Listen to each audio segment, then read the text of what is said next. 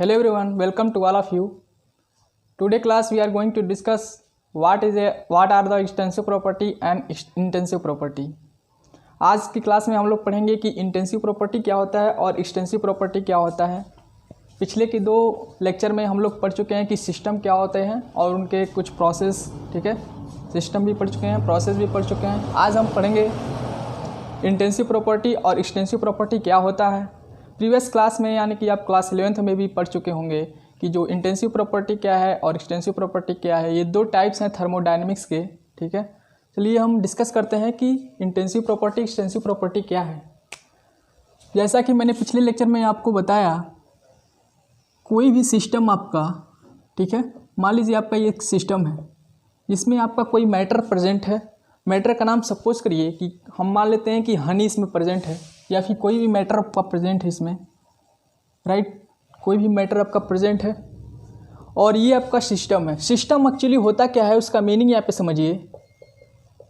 System का actually meaning है कि यूनिवर्स में कोई भी एक पर्टिकुलर सब्जेक्ट जिसके ऊपर हम क्या कर रहे हैं, ऑब्जर्वेशन कर रहे हैं या जिसको हम पर्टिकुलरली पढ़ाई कर रहे हैं जिसके बारे में, ठीक है, उसी को हम सिस्टम कहते हैं।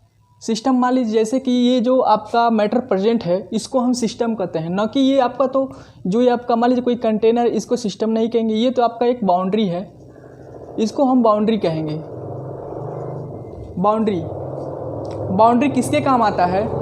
सिस्टम और सराउंडिंग के बीच, सिस्टम और सराउंडिंग के बीच हीट ट्रांसफ़र या एनर्जी का ट्रांसफ़र करने में काम आता है हमारा बाउंड्रीज। तो ये हमारा सिस्टम होता था। जैसा कि हम लोग पढ़े हैं पिछले लेक्चर में कि सिस्टम जो होता है पार्ट होता है यूनिवर्स का, ठीक है, जिसके ऊपर हम पर्टिकुलरली पढ़ाई करते हैं जिसके बारे में, ठीक है, थर्मोडायनेमिक्स में, उसको हम सिस्टम कहते हैं। और ये जो आपका मैटर प्रेजेंट है, ठीक है, इसका क्या प्रॉपर्टी है, इसका क्या कलर है, इसका हार्डनेस कैसा है, ठीक है, ये सब चीज़ों की पढ़ाई करते हैं हम। इसको ये प्रॉपर्टी जो है आपका मैटर का दो भागों में बांटा गया। एक इंटेंसिव प्रॉपर्टी, एक को हम कहते हैं इंटेंसिव प्रॉपर्टी और दूसरे को कहते हैं एक्सटेंसिव प्रॉपर्टी। एक्सटेंसिव प्रॉपर्टी, चलिए डिस्कस करते हैं कि इंटेंसिव प्रॉपर्टी क्या होता है और एक्सटेंसिव प्रॉपर्टी क्या होता है। यहाँ पे देखिए जो आपका इंटेंसिव प्रॉपर्टी है, सबसे पहले देखिए इंटेंसिव प्रॉपर्टी क्या होता है। Intensive property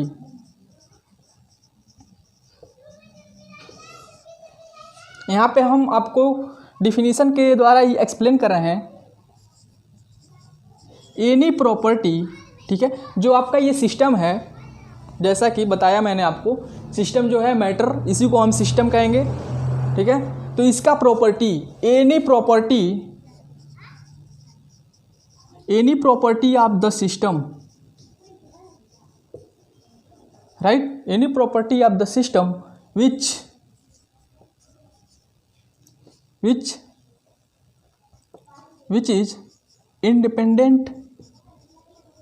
which is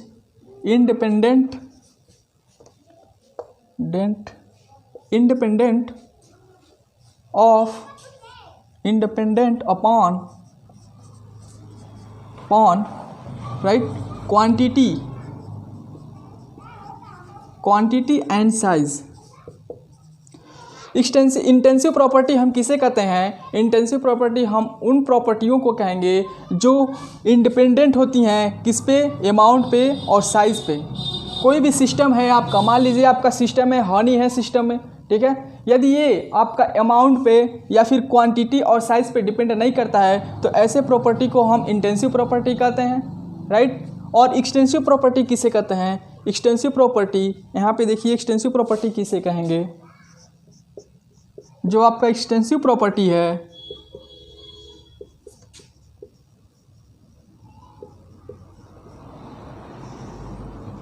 extensive property आपका क्या होता है? डिपेंड करता है कि कितना अमाउंट है सब्सटेंस का, ठीक है, जो सिस्टम है आपका कितना अमाउंट है और साइज़ पे डिपेंड करेगा। तो हम कह सकते हैं कि any property, right, any property of the system, any property of the system which is which is depend, right, depend, या फिर हम कह सकते हैं dependent, dependent, dependent upon, dependent upon इस पे क्वांटिटी पे और साइज पे डिपेंडेंट करेगा, डिपेंडेंट अपॉन क्वांटिटी,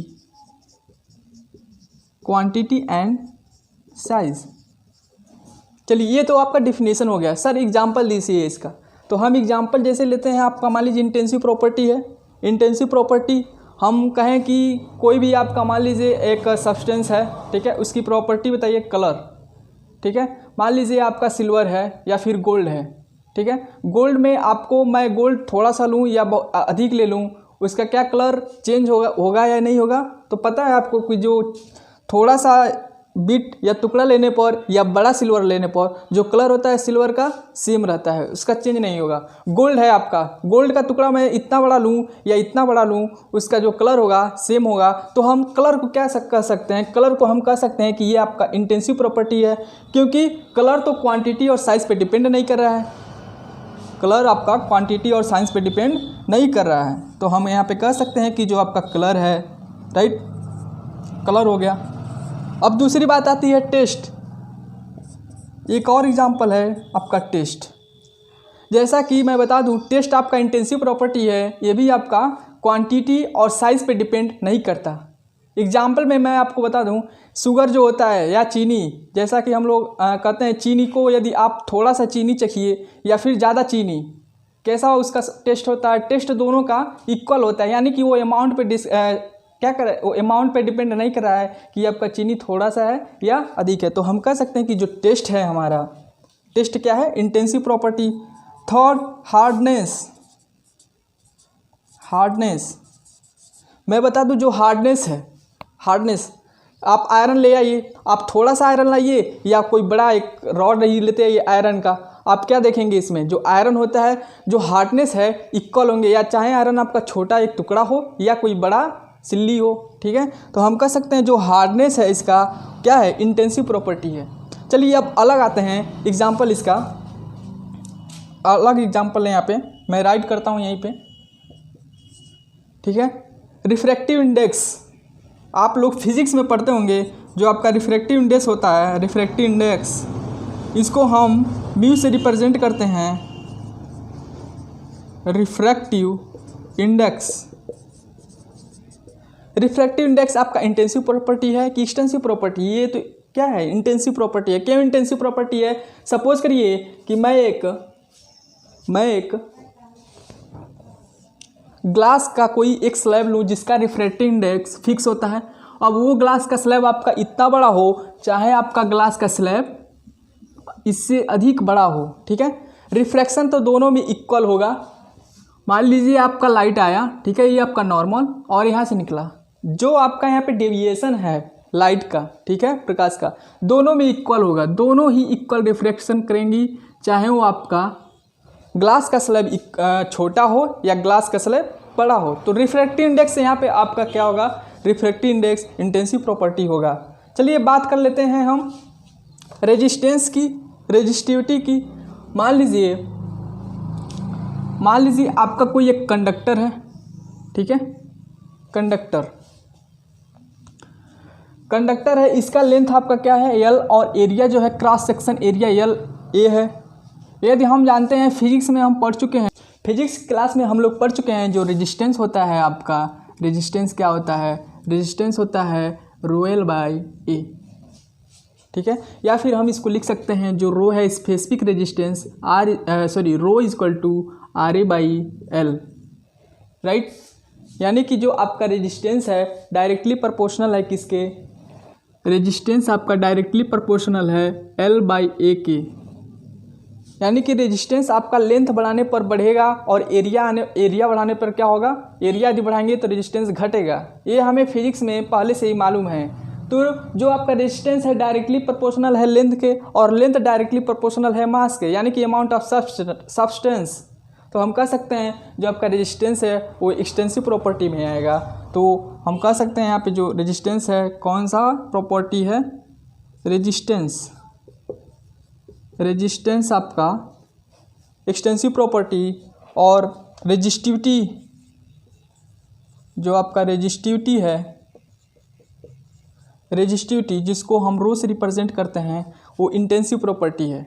रेजिस्टिविटी एक प्रॉपर्टी होता है मटेरियल का, फिजिक्स में आपको पढ़ाया गया होगा। ये इंडिपेंडेंट होता है क्वांटिटी और साइज ऑफ मैटर पे, राइट। रेजिस्टेंस आपका डिपेंड करता है लेंथ पे और लेंथ डिपेंड करता है मास पे। सेकेंड एग्जांपल हम ले एक्सटेंसिव प्रॉपर्टी की, तो आप जानते हैं कि जैसा आपका मास हो गया, और थर्ड हम लेते हैं वॉल्यूम। आपको पता है कि कोई भी आपका कंटेनर है, कंटेनर में मान लीजिए सपोज करिए कि कोई वाटर भरा हो या गैस भरा हो, इसको पार्टीशन से दो भागों में हम डिवाइड करते हैं। पूरे कंटेनर का वॉल्यूम मान लीजिए V है, राइट। जब इसको हम पार्टीशन करते हैं तो इसका वॉल्यूम V/2, इसका वॉल्यूम कितना हो जाएगा, V/2 हो जाएगा, राइट। एक और एग्जांपल ले सकते हैं, लेंथ। आपका लेंथ मास का डिपेंडेंट है, ठीक है। जितना मास होगा लेंथ भी अधिक होगा, या फिर जितना लेंथ होगा मास भी उसका उतना ही अधिक होगा। यहाँ पे आपका इंटेंसिव प्रॉपर्टी में एक और एग्जांपल आता है इंटेंसिव प्रॉपर्टी में एक एग्जांपल आपका और आता है डेंसिटी। जैसा कि हम जानते हैं डेंसिटी जो होता है मास per unit volume, unit volume में कितना मास है उसको हम क्या कहते हैं, डेंसिटी, ठीक है। तो हम क्या कहेंगे, डेंसिटी जो है आपका क्या है, डेंसिटी आपका इंटेंसिव प्रॉपर्टी है। यहाँ पे हम देख लेते हैं, सपोज करिए कोई आपका एक मान लीजिए आयरन का क्यूब है, राइट। आयरन का क्यूब है, हम एक 1 यूनिट का एक वॉल्यूम यहाँ से क्यूब रिमूव करते हैं और इसका मास मेजरमेंट करते हैं, राइट। मान लीजिए इसका मास 1 ग्राम है, ठीक है, 1 ग्राम है। तो ये इसका वॉल्यूम कितना हुआ, 1, राइट, 1 यूनिट वॉल्यूम हो गया। और आपको पता है कि जो डेंसिटी होता है मास बाई वॉल्यूम, यदि आपका वॉल्यूम यूनिट हो गया तो वो डिपेंडेंट करेगा डेंसिटी मास पे। मान लीजिए इसका हम एक सेकंड एग्जांपल लें, इसका एक और यूनिट वॉल्यूम ले लें और उसका मास मेजरमेंट करें, तो जो इसका मास होगा सपोज करिए 1 ग्राम, तो इसका भी मास होगा 1 ग्राम। टोटल मास कितना हो जाएगा, 2 ग्राम दोनों पीस का, दोनों क्यूब के जो छोटे छोटे मैंने क्यूब लिए हैं 1 यूनिट लेंथ ब्रीथ और हाइट के, सपोज करिए यहाँ पे, तो हम कह सकते हैं कि जो इसका डेंसिटी होगा वो भी डेंसिटी इसका होगा। तो हम कह सकते हैं डेंसिटी जो है आपका मास पे क्या है, इंडिपेंडेंट है और साइज पे भी इंडिपेंडेंट है। तो आपका डेंसिटी इंटेंसिव प्रॉपर्टी में आएगा। Thank you very much.